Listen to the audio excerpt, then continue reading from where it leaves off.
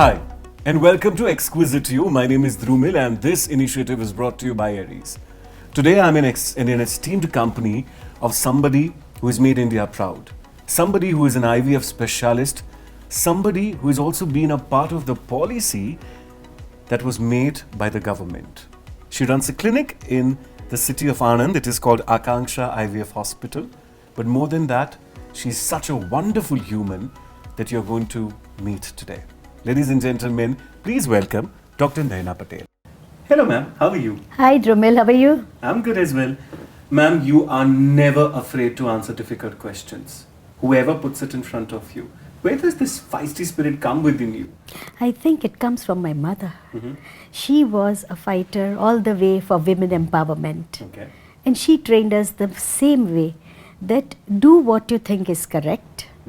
People will say whatever they have to say, just ignore. But when you go to bed, your conscience should be clear and you should have a good sound sleep. Don't harm, help others. That was it. Which is so amazing. Ma'am, how was your childhood like? Because you said that your mother worked for other women, for their upliftment, for their empowerment. How was your childhood in between all of these things? Well, she hardly gave time to me because she was a social person, but she was helping women to educate them, night school for women who were illiterate.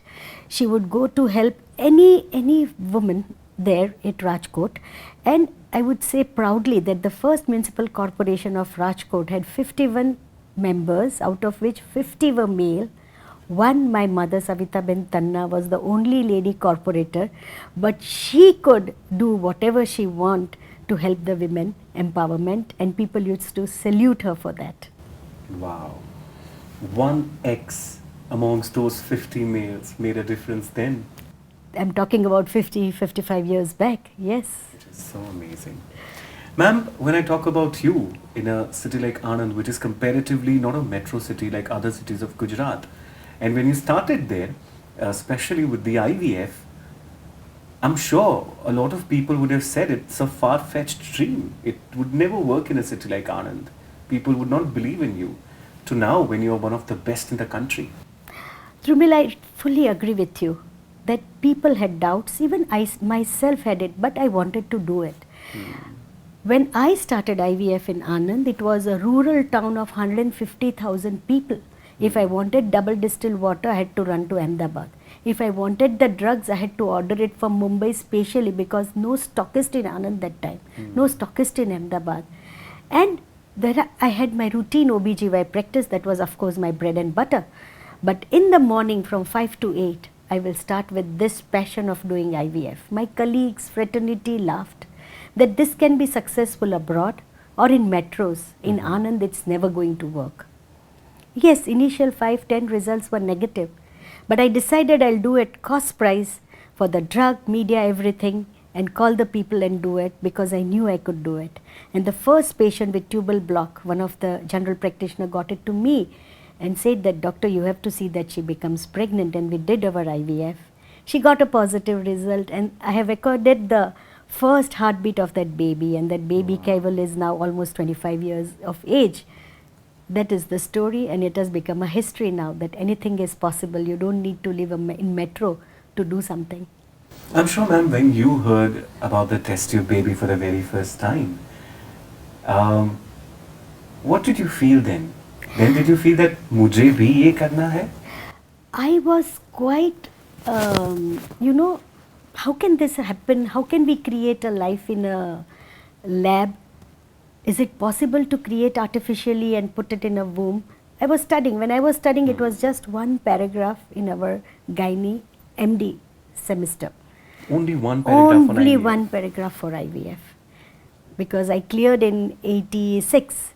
After that, I started learning, and after that, I felt it is possible, because veterinary, there is their veterinary college in Anand. There they do a lot of IVF for animals. So I first started visiting the veterinary college, how they do it. And if that can be done, why can't it be done in human being? It's just translation to humans. And that what gave me the courage that yes, it is possible and we can do it. Ma'am, I'm sure that while you were experimenting, while you were learning, and you wanted to, you know, give happiness to couples who could not naturally conceive, there must be a lot of opposition also, especially from your male counterparts. Of course, we know we live in this male-dominated society. I would not say anymore, but still yes. And a female doing it, going ahead of the males, definitely is not that welcomed in our society. So there was lot of, comments, especially when I started doing surrogacy. People were like, what is she doing? This cannot be done. This is unethical. And so many comments I had at that time. And to my surprise, I remember once at the airport, a junior colleague was sitting with me and he said, "Doctor, how can you do surrogacy? I can never even think of it. And what's your email ID? I said, my email ID is nayana@ivf-surrogate.com. How can you keep such an ID? I said, what's wrong in it? I'm doing it and I want to show it that I'm doing it. 10 years down the line, the same doctor calls me and says, Madam, I'm doing my first surrogacy case. Can you guide me? Wow. See, so it takes time when you are doing something unconventional like IVF, like surrogacy. People will not have trust. They will not believe in it unless you show the results and prove that yes, this is possible. So true. Ma'am, two things. One, Anand, of course, it's extremely famous for its milk federation, but also it has gotten infamous for the media perception of what surrogacy is. And also the topic of surrogacy. Please tell us, because I'm sure on what side of the issue are you on, why did you believe that surrogacy is important? Dhrumil, I'd like to correct you. It's not infamous. Like Dr. Kurian said that no publicity is negative. Positive or negative, it's a good publicity. Absolutely. What I feel is that it is not infamous. There are huge number of articles which has praised it also, including Oprah Winfrey. But that's what I'm saying, ma'am, that it's actually perceived to be infamous. If I tell you, the Week magazine 2010 January had 25 personalities from India on the cover page with the title, "You can love them, you can hate them, but you cannot ignore them." And our Honorable Prime Minister was there, Salman Khan was there, I was one of them. So I don't feel that all these people were doing something wrong. What an esteemed company to be in. I mean that is a good thing, definitely. But people like them, people have judged also these people. Absolutely. Who are, doing tremendous good work. So people can think whatever they may want to. It's like where you are standing. Somebody who genuinely needs surrogacy would look it as an opportunity. Somebody who has easily had baby or does not believe in having children like this would think it the other way. So it's all being judgmental without experiencing.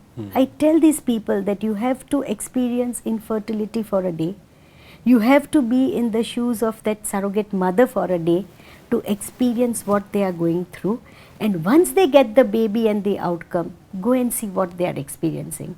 Don't just sit in an office and pass comments. True. Absolutely. Makes a lot of sense. Ma'am, where are we in the country right now with laws of surrogacy? Because there are so many couples for whom, treatments don't work. Or even if they want to go for surrogacy by choice, where do we stand as a country right now?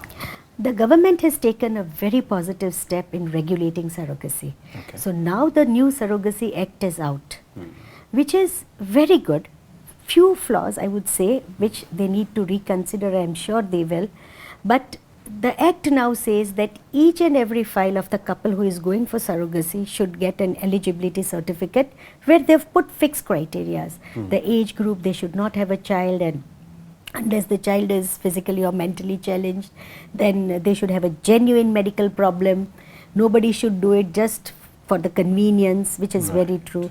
They've debarred the same-sex couple, etc. And for the surrogate also, they've put very nice criteria that 25 to 35 years and they should be healthy, etc. So that's very good. And once they get the eligibility with the insurance of the surrogate, they get the essentiality, and then we can start doing the procedure. So right now, all the couples, the females who are born without uterus or had cancer and do not have a child, can go for surrogacy according to this act. But the couple who have one child, like we believe in 2-3 children, they cannot go for surrogacy. Donor egg is not allowed for surrogacy, and many a times the couple tries doing infertility treatment till the female is 43, 44, and the last resort is surrogacy. So she may not have eggs at that time. Right. So such females have spent her life doing the treatment, now wants a child through donor and surrogacy, they cannot have. Or the age group, they've said female should be less than 50 who is intending mother and father less than 50 or 5. But many a times we see a couple, the male is 56 and the female is still 47. They cannot go because the male is above that 55 years of age. Right. So these small things, if they look into it, I think this Surrogacy Act is going to be a boon. They have not allowed commercial surrogacy, altruistic, but yes, any unwilling person can also do surrogacy for you. And yes, you can take care of her medicine, health, and over and above whatever expenses she needs to lead a healthy life during those 10 months. So I think this is a reasonably good surrogacy act that has come up, bearing a few changes that it needs to. So it is a good start of regulating it. It's a good it, start. It's a good but start. it needs a lot of amendments. Yeah. With India time. can really shine out in surrogacy if this act is really followed the right way. And when they were forming the policy, they did come to you for suggestions. They had come as a visiting to Akanksha Hospital, the Rajya Sabha union ministers, there were 2 of them, and Rajya Sabha members, to see what's really surrogacy, how it is being done. And we were the first ones to take 3 years of insurance for the surrogate from the couple before she starts. Okay. So that has been implemented in this also. Wow. So it was really nice to have the whole government convoy in our hospital in January 2020, just before the COVID time. Wow. But I think a few years before that, you faced possibly one of the toughest professional challenges that you could not even imagine would happen to you when you built up a beautiful place and something didn't go right in your favor.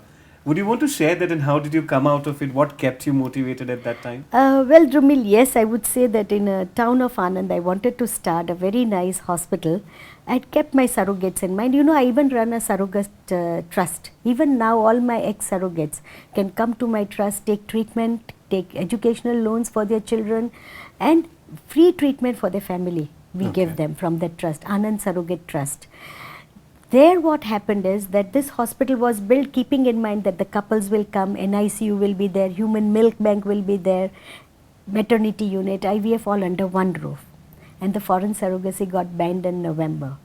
And people thought this hospital was to start December 2015, and November 2015 the foreign surrogacy got banned, OCI surrogacy got banned. So people thought that this hospital is never going to start because they thought that surrogacy is my forte.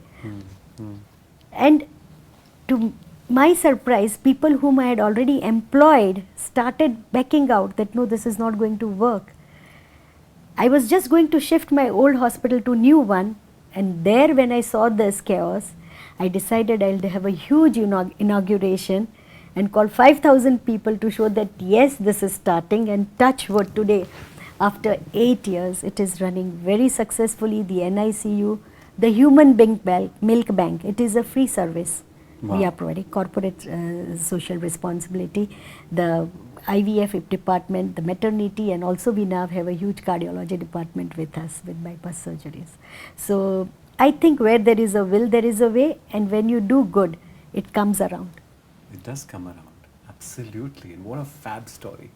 But ma'am, you are outspoken, you speak your mind, but there was one time when you had hidden something, and that was your pregnancy. That's very common for females, you know, when they want to go for a job or anything. Like I stood first in my MBBS and I wanted to go for my gynae. Right. And when I went there for interview, we had one madam, she's now in Rajkot, Madam Mohile, that everybody wanted to go to her unit, which was unit number 2. Okay. So that was the best unit, and I decided that I also want to go there. But God forbid, I'm 3 months pregnant. If madam knows, then she will not take me as a candidate for residency, because she'll feel that once they get pregnant, they have a baby, they will not give enough time. And in residency, first year residents are known as laborers. Okay.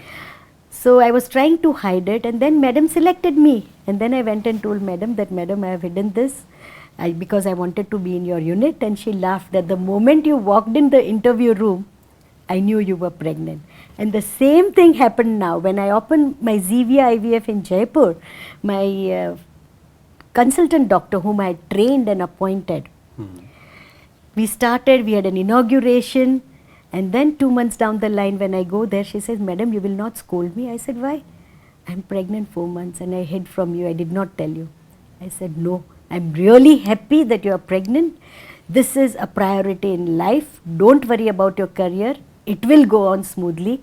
What will happen if a baby come? No, females are as good at work as males, even if they are pregnant, carrying baby and delivering. Absolutely. And she continued, she delivered a baby and she is doing a fantastic job in Jaipur. She thought she'll lose her job. I said, never ever. And in my hospital also, all the female staffs, they know that even if they are pregnant, they'll get all the leave, everything, all the support from the hospital. Wow, which I think is fantastic, because ma'am, it's not just into medicine. You pick up any profession.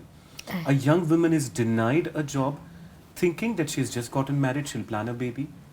That's the mentality still there. And I'm like, look at her qualifications, look at her degrees, look at her experience, look at what she wants to bring to your table. But all you care about is a pregnancy, and for 6 months you have to pay her. I'm so happy That's that you're the hard changing reality, this. yeah, but That's it a should hard not reality. be, yeah. So one of the best chat show of the world, I've got to know, sent an investigating journalist to Anand to make sure that you're doing all the right things. What was this chat show? I got a mail from Oprah Winfrey's office. She's saying that we would like to do a story on your work that you do. Okay. And I was overjoyed. A message from there. So I said yes, and Lisa Ling, who was the investigative journalist over there, she came with her whole team for 5 days in Anand. They did the shooting for me in the hospital, and the surrogates shooting was their own. What did they have to say?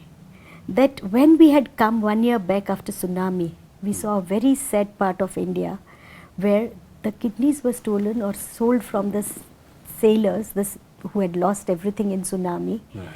the boatmen, etc., for just 25,000 rupees. So we thought that what is this surrogacy going on in India? And we came here. We are very happy that the surrogates are being treated so well, they are being compensated so well, and then they are taught how to use this money to buy a house, educate children, everything. Their life is changing. 180 degrees turnaround.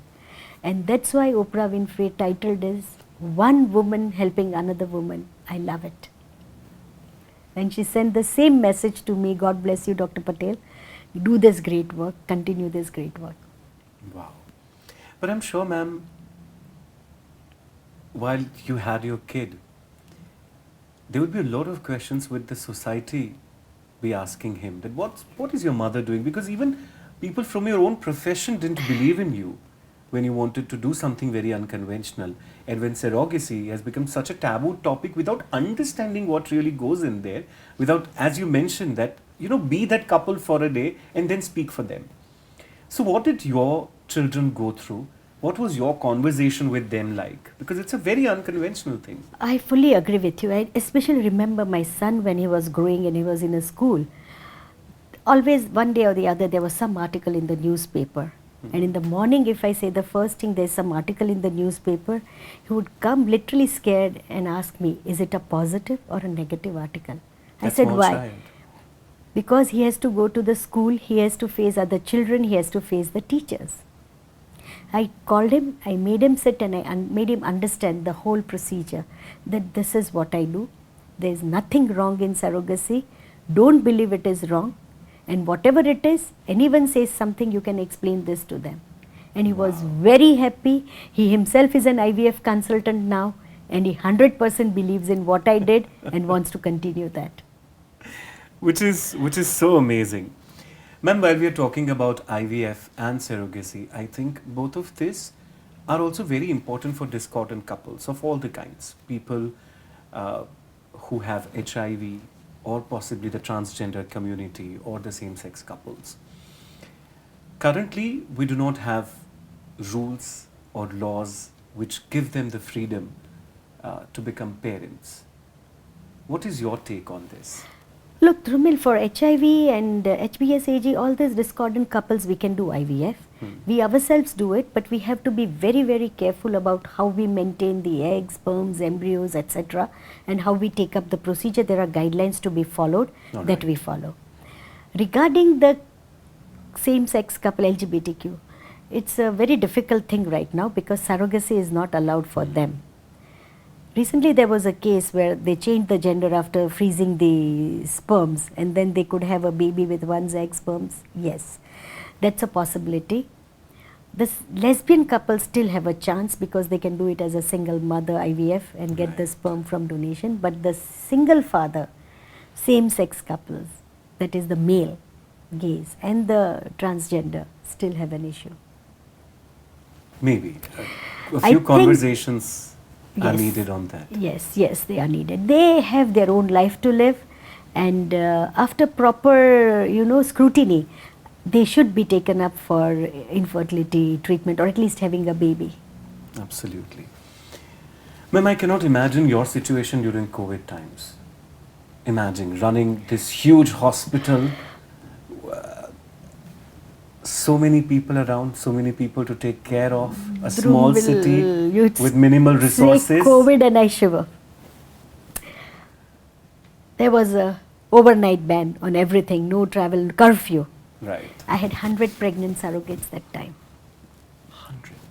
And the couples were from all over India.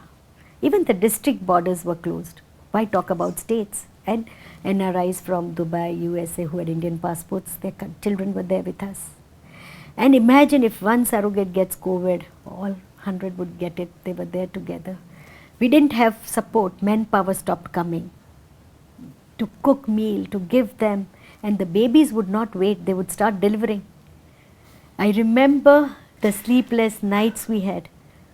We had to keep the babies. We had a video call time in the afternoon to show the couple that the baby is fine. The couple crying over there, I have a child after 20 years, I can't come closer to the baby.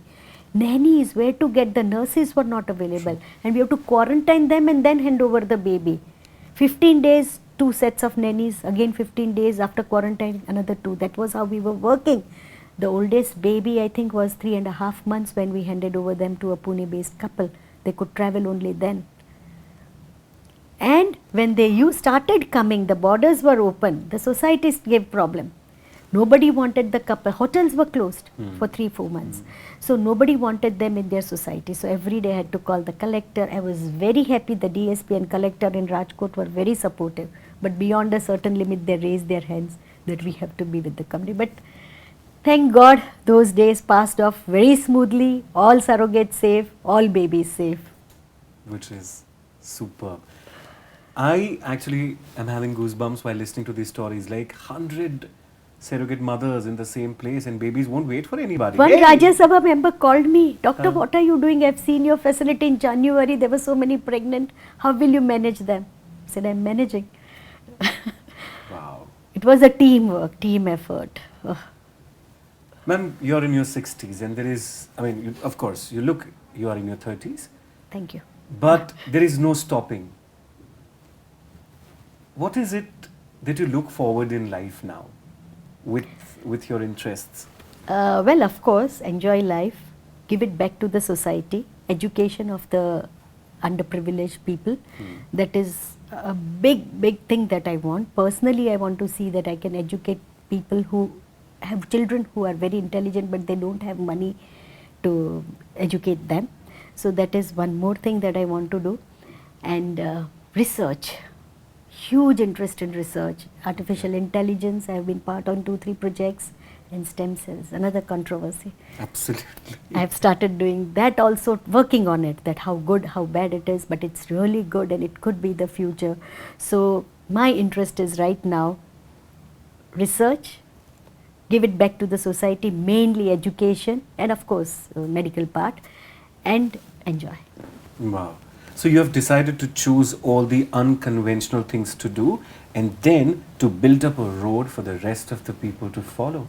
Yes, I believe in that, off-roading and then coming back to the road. But that gets you so much of negative press as well all the time. Look, I'm not afraid of negative press. Frankly speaking, I can ignore that as long as I know what I'm doing is right. Challenges are there. Huge number of challenges I face. But I think that now, experience of the 6 decades, I can overcome them. I can just ignore the challenge and find an opportunity out of it, that what I should do to overcome this challenge and do it even better. Wow. Which is superb. And for women, yes, everything for women I would want to do. Even my surrogates today can come knocking at my door any time. They know, madam, they call me mother, most of them, madam would help us. Wow. Before we depart, one last question I wanted to ask you is about myths that people have about surrogacy.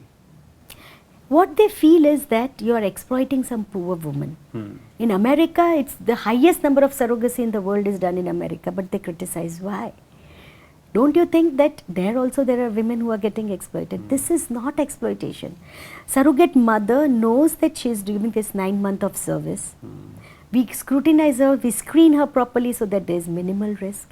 And after that, we are not removing any organ like kidney. Yeah. She has her uterus. There are so many surrogates after delivering one surrogate baby, carried their own child and delivered their own child to complete their family.